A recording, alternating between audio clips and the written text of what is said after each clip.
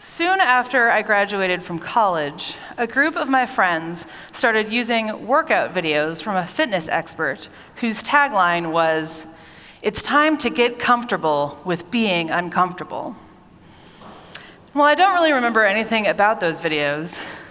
That line has stuck with me through the years, not only because it's catchy, but because it's pretty true fairly often. And it's as relevant for building up our life in faith as it is for strengthening us physically. And in a certain sense, it feels like that's what Jesus is telling his disciples today. Because in many ways, our gospel passage this morning asks the question, what does it look like to be faithful? Which is a difficult and important question. Difficult because the answer will look, but not necessarily be, different for everyone. And important, well, because this question sits at the heart of our Christian faith. In our gospel lesson, we see Peter as he is doing his very best to get faithfulness right. He's been traveling with Jesus. He knows him to be Lord. He believes him to be the Messiah. So when Jesus teaches the disciples about what is coming for him when they arrive in Jerusalem, the arrest, the suffering, the execution, Peter takes Jesus aside because surely this can't be true. For this man, the Son of God, Jesus is too pure, too good for such dirty, earthly demise, right? Wrong. Jesus' rebuke is so strong that he calls Peter, the man he just named, as the person who would carry the church forward. Satan, a stumbling block. This is what his new title is. Why? Because Peter's focus has shifted to the wrong place. He is hearing and understanding Jesus' words through a human lens, which, in fairness to Peter, is reasonable. How could it not be? Peter is, after all, human. But Jesus calls him to something greater, to understand his life and his forthcoming death in a different way. Jesus calls for his mind to be on divine things, which is no small task. And as ever, Jesus' invitation to his disciples is an invitation to us as well.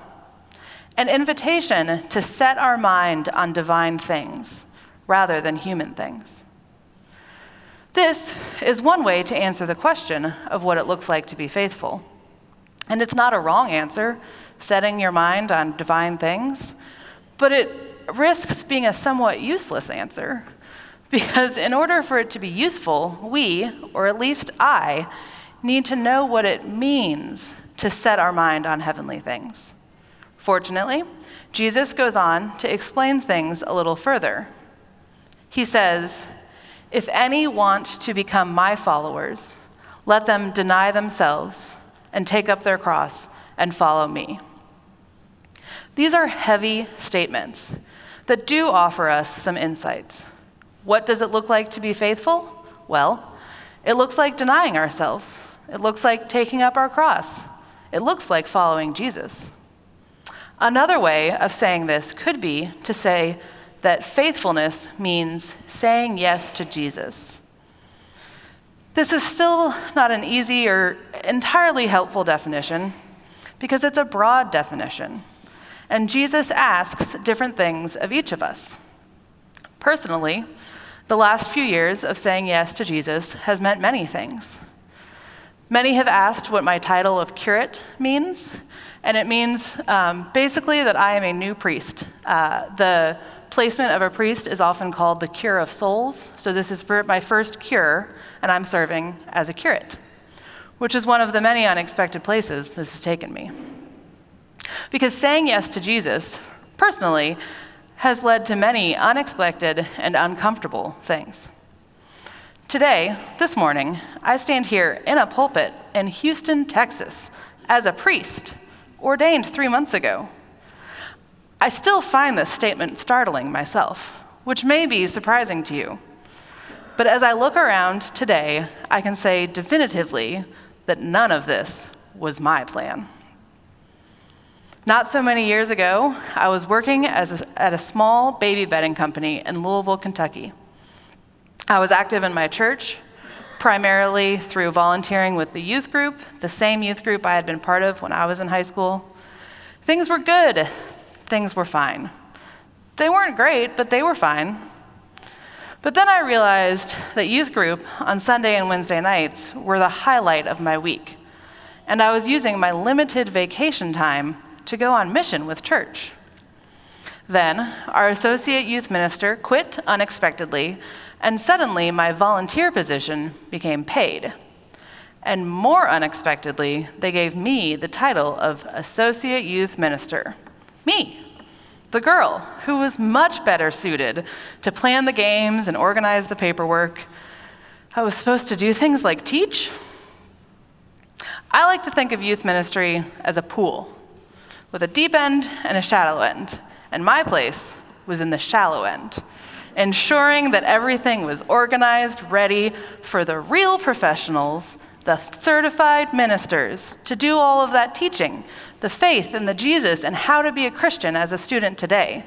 They were the ones to usher them over there to do all that deep stuff. And I was quite sure I was not one of those people. But I am also a girl that likes to live up to expectations. So when it came time to do things that I knew the associate youth minister did, like teach a Bible study or lead a retreat, I did it.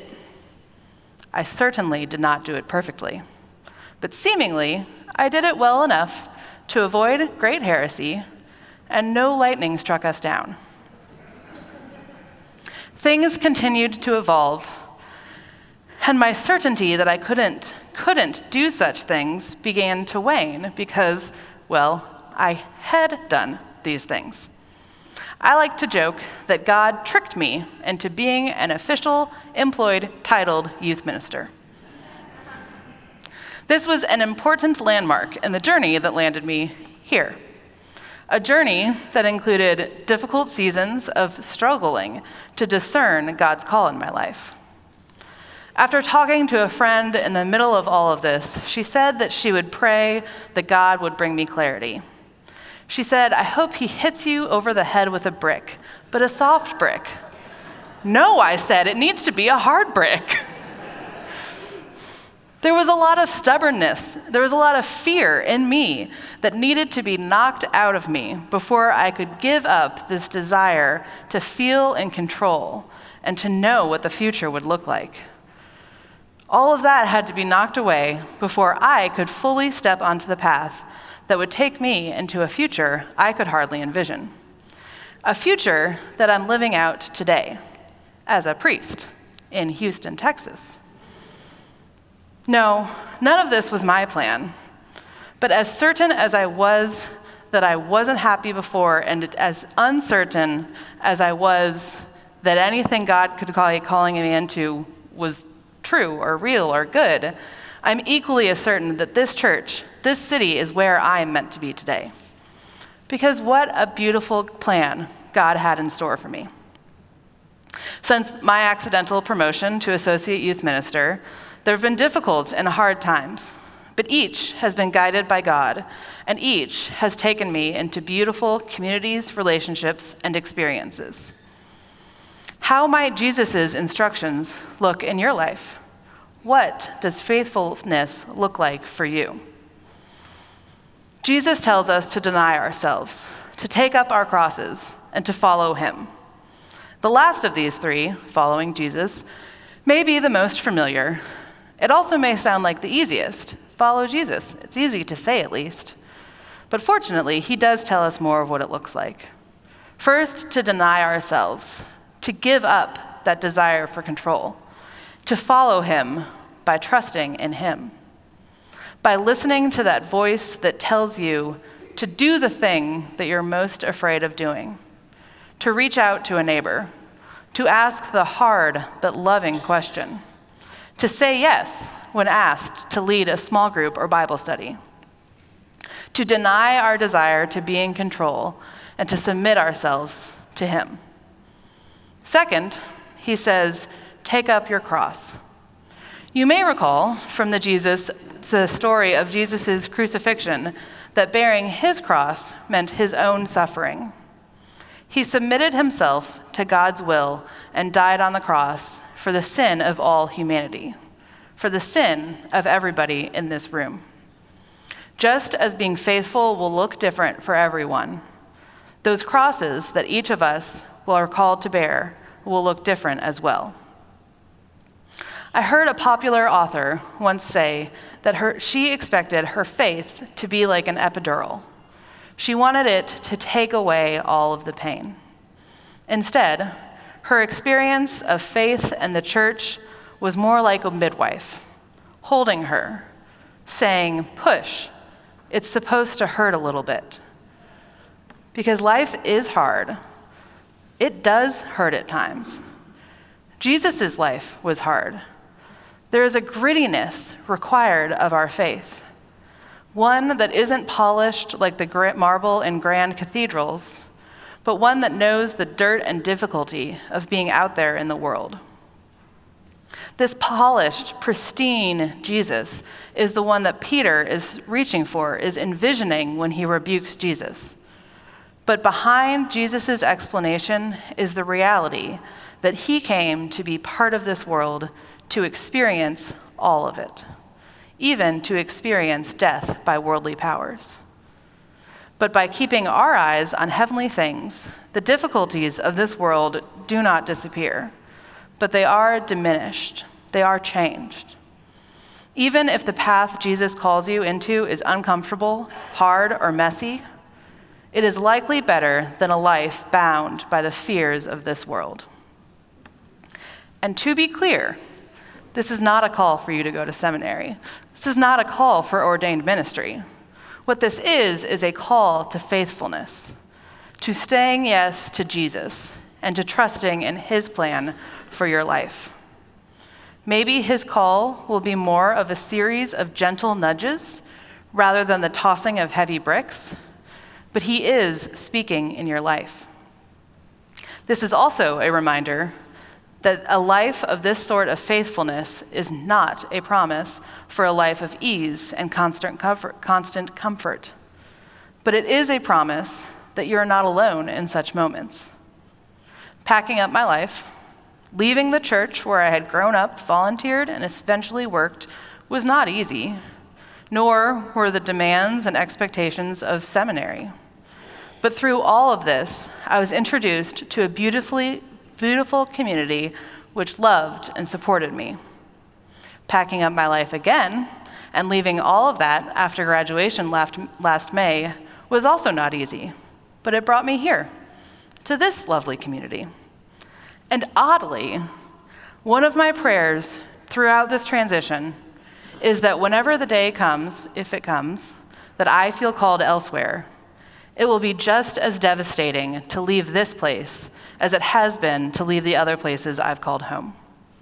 Because there can be great goodness in pain and difficulty. So in this life of faith, this life of discipleship, it may require us to get comfortable with being uncomfortable. But we can do so with the faith and assurance that Jesus underwent the greatest suffering out of his love for us. And in this same love, he remains with us, guiding and supporting us through even the most difficult times.